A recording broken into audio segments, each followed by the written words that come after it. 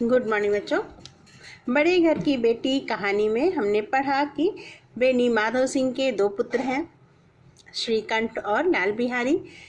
श्रीकंठ का विवाह एक संपन्न घर की बेटी आनंदी के साथ होता है।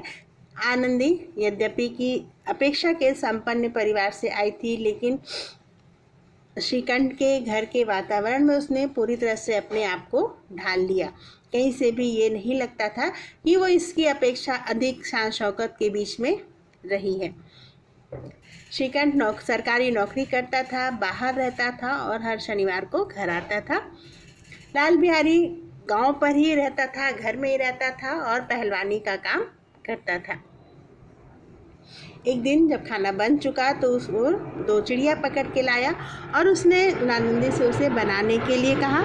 आनंदी ने उसे पकाया। घर में कम घी था, पूरा घी चिड़िया पकाने में लग गया।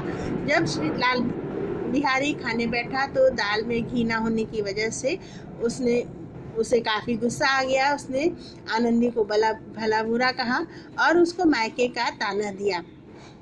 आनंदी से ये बात सहन नहीं हुई। उसने भी कुछ कड़वे शब्द बोल दिए, जिसके फलस्वरूप लाल बिहारी ने कड़ाऊ चला करके आनंदी को मारने का प्रयास किया। आनंदी ने इसे रोका, लेकिन उसकी उंगली में चोट लग गई। वो श्रीकंठ के आने का इंतजार करने लगी। साथ ही साथ लाल बिहारी भी श्रीकंठ के आने का इंतजार करने लगे ताकि अपनी बात दोनों लोग उनसे कह सकें।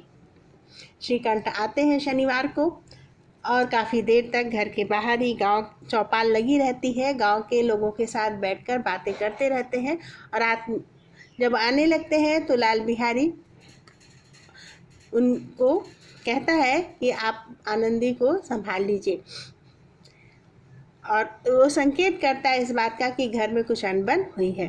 अंदर आने पर आनंदी पूरी बात अक्षरशः श्रीकंठ को बताती है। श्रीकंठ इस बात से बहुत नाराज़ होते हैं और वो अलग रहने का फैसला करते हैं अपने पिता से। वो कहते हैं कि अब लाल बिहारी के साथ उनका रहना मुमकिन नहीं है, क्योंकि इस घर में औरतों की इज्जत नहीं है। जबकि श्रीकंठ स्वयं संयुक्त परिवार के बहुत बड़े हिमायती थे। अलगाव वाली बात को वो कहीं से भी स्वीकार नहीं करते थे, लेकिन आज वो खुद अलग होने की बात कर रहे थे। श्रीकंठ ने कहा कि अब वो लाल बिहारी का मुंह भी देखना नहीं चाहते। लाल बिहारी को बहुत ग्लानि हुई। उसे लगा कि उसने गलती तो की है, पर इतनी बड़ी भी नहीं की है कि भैया जो है उसे इतनी बड़ी सज़ा दे। उसे अपने भाई का प्रेम याद आता है और भाई की कही हुई ये बात कि मैं उसका मुंह भी नहीं देखना चाहता, उसे बहुत लग जाती है और वो घर छोड़ने का फैसला कर लेता है। जाने से पहले आनंदी के पास क्षमा मांगने के लिए आता है। यहाँ तक हमने कल पढ़ा था। अब हम आगे पढ़ते हैं। जिस समय लाल बिहारी सिर झुकाए आनंदी के द्वार पर खड़ा था, उसी समय श्रीकंठ भी आंखें लाल किए बाहर से आए। भाई ने देखा तो घृणा से आंखें फेर ली और कतरा कर निकल गए, मानो उसकी परछाई से भी दूर भागना चाहते हैं। लाल बिहारी जब आनंदी के पास आया था ये बताने के लिए कि मैं घर छोड़कर जा रहा हूँ, उसी समय श्रीकंठ भी बाहर से अंदर आए। भाई की तरफ देखा भी नहीं, घृणा से नजरें फेर ली। ऐसा लग रहा था जैसे वो उसकी परछाई से भी दूर भागना चाहते हैं। आनंदी ने लाल बिहारी की शिकायत की थी, लेकिन अब मन में पछता रही थी। वह स्वभाव से ही दयालु थी। उसे इसका तनिक भी ध्यान नहीं था कि बात इतनी बढ़ जाएगी। जरा से भी उसे अंदाज़ा नहीं था कि थोड़ी सी बात का इतना बतंगड़ बन जाएगा कि अलग होने या लाल बिहारी के घर छोड़ के जाने की नौबत आ जाएगी। अब वह मन ही मन पछता रही थी कि उसने लाल बिहारी की शिकायत क्यों की। वह मन में अपने पति पर झुंझला रही थी कि इतने गर्म क्यों हो जाते हैं।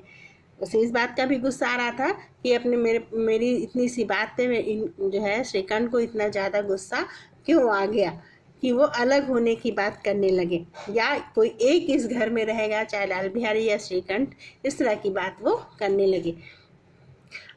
जब उसने लाल बिहारी को दरवाजे पर खड़े यह कहते सुना कि अब मैं जाता हूँ, मुझसे जो कुछ हुआ क्षमा करना, तो उसका रहा सहा क्रोध भी पानी हो गया।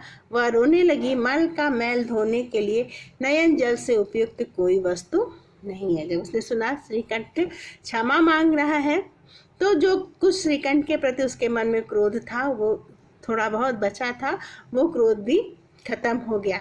उसकी आंखों से भी आंसू गिरने लगे और उसे लगा कि लाल बिहारी को क्षमा कर देना चाहिए। श्रीकंठ को देखकर आनंदी ने कहा, लाल बाहर खड़े बहुत रो रहे हैं। उन्होंने कहा कि लाल बिहारी बाहर खड़े होकर बहुत रो रहे हैं। उसका मन था कि श्रीकंठ आगे बढ़ करके लाल बिहारी को रोक ले, लेकिन श्रीकंठ ऐसा कुछ नहीं करते, बल्कि वो कहते मैं क्या करूं। आनंदी बोलती, भीतर बुला लो, मेरी जीभ में आग लगे, मैंने कहाँ से झगड़ा उठाया।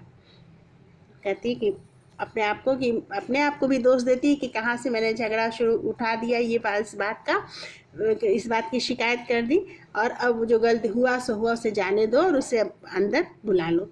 श्रीकंठ कहते हैं कि मैं नहीं बुलाऊंगा। आनंदी बोलती, पछताओगे, उन्हें बहुत ग्लानि हो गई है, ऐसा ना हो कि वह चल दे। ठीक है, ऐसा ना हो कि लाल बिहारी चले जाए, वो बहुत ही उन्हें अपनी गलती का पछतावा हो रहा है, और जब वो चले जाएंगे तो तुम भी कम नहीं पछताओगे। श्रीकंठ सिंह लेकिन नहीं उठे लाल बिहारी को बुलाने के लिए। इतने में लाल बिहारी ने कहा, भाभी भैया से मेरा प्रणाम कह दो, वे मेरा मुंह नहीं देखना चाहते, इसलिए मैं उन्हें अपना मुंह नहीं दिखाऊंगा। कहता है कि चूँकि भैया मेरा मुंह नहीं देखना चाहते, इसलिए मैं उनके सामने नहीं आऊँगा। और वो बाहर से ही उसने कहा कि भैया को मेरा प्रणाम कह दो। लाल बिहारी इतना कहकर लौट पड़ा और शीघ्रता से जल्दी से दरवाजे की तरफ बढ़ा। अंत में आनंदी कमरे से निकली और उसका हाथ पकड़ लिया। जब उसने देखा कि श्रीकंठ नहीं झुक रहे हैं, बात बिगड़ जाएगी, लाल बिहारी घर छोड़कर चला जाएगा, तो वह स्वयं बाहर निकलती है और लाल बिहारी का हाथ पकड़ लेती है। लाल बिहारी ने पीछे मुड़कर देखा और आंखों में आंसू भरकर बोला, मुझे जाने दो। आनंदी के रोकने पर वह पीछे मुड़कर देखा और उसने अपनी भाभी से कहा, ये मुझे जाने दो। आनंदी पूछती है कि कहाँ जाओगे, तो श्रीकंठ लाल बिहारी कहता है कि जहाँ कोई मेरा मुँह न देखे, मैं तुम लोग के साथ रहने के योग्य नहीं हूँ। तुम्हें मेरी इस तरह से वो कहता है कि जहाँ कोई मेरा मुँह न देखे वहाँ मैं चला जाऊँगा, क्योंकि मैं इस योग्य नहीं हूँ कि मैं तुम लोगों के साथ रहूँ। अनपढ़ हूँ, जाहिल हूँ, उजड हूँ, मुझे व्यवहार करना नहीं आता, बड़ों की इज्जत करना नहीं आता। इस तरह की बातें वो एक लाइन में कह डालता है। आनंदी वो आगे बढ़ कर के बोलती है, तुम्हें मेरी सौगंध, अब एक पग भी आगे ना बढ़ना। तुम्हें मेरी कसम है कि अब एक कदम भी आगे मत बढ़ाना। लाल बिहारी बोलता है, जब तक मुझे यह ना मालूम हो जाए कि भैया का मन मेरी तरफ से साफ हो गया है, तब तक मैं इस घर में कदापि नहीं रहूँगा। कहता है कि सिर्फ आपके कहने से मैं यहाँ नहीं रुकूंगा, बल्कि जब तक मैं ये ना जान लूँ कि भैया का मन भी मेरी तरफ से साफ हो गया है, तब तक मैं इस घर में नहीं रह सकता। यानी इस घर में रहने के लिए ये ज़रूरी है कि भैया के मन में मेरे प्रति कोई शिकायत, कोई मैल ना हो। श्रीकंठ सिंह ये सारी बातें अंदर से सुन रहे थे, उनका भी हृदय पिघल गया। उन्होंने बाहर आकर लाल बिहारी को गले से लगा लिया। दोनों भाई खूब फूट फूट कर रोए। जब आनंदी ने लाल बिहारी को माफ़ कर दिया, स्वयं आनंदी ही लाल बिहारी को रोकने के लिए आगे बढ़ गई। ऐसे में श्रीकंठ का गुस्सा भी खत्म हो गया। श्रीकंठ ने आगे बढ़कर लाल बिहारी को गले लगा लिया और दोनों भाई फूट फूट कर रोने लगे।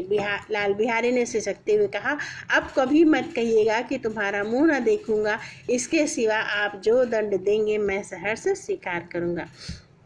कहते हैं ये मत कहिएगा कि कभी मुंह नहीं देखूंगा, बल्कि मार लीजिए, डांट लीजिए, और जो कोई भी दंड देना हो, सजा देनी हो, दे दीजिए, मुझे खुशी खुशी स्वीकार है, लेकिन ये मत कहिएगा कि कभी तुम्हारा मुंह नहीं देखूंगा। श्रीकंठ ने कांपते हुए स्वर में कहा, लल्लू, इन बातों को बिल्कुल भूल जाओ। ईश्वर चाहेगा तो फिर ऐसा अवसर नहीं आएगा, फिर से ऐसा कभी नहीं होगा। जो कुछ हुआ अब उसे भूल जाओ। इस तरह की बातें श्रीकंठ कहते हैं। बेनी माधो सिंह बाहर से आ रहे थे।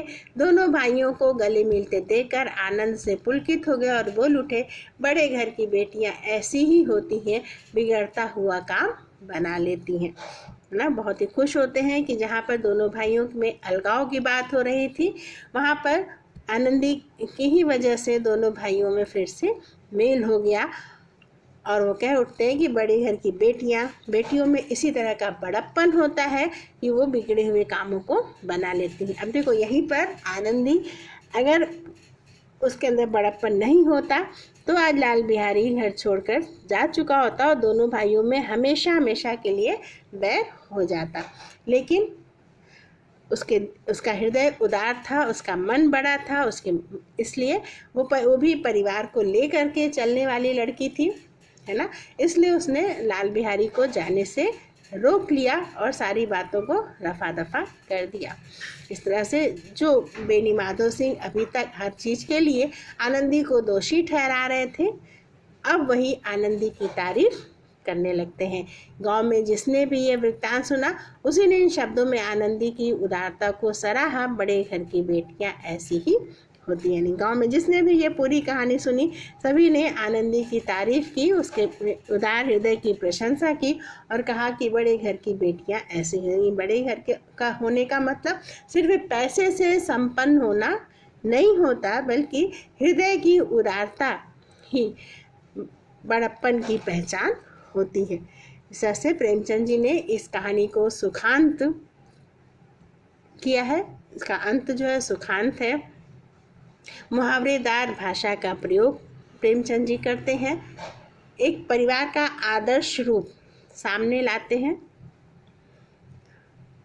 और साथ ही साथ ये भी दर्शाने का उन्होंने प्रयास किया है कि उदारता पैसे की नहीं होती, बड़प्पन पैसे से नहीं होता, बल्कि हृदय का, मन का बड़प्पन ही वास्तव में असली बड़प्पन है।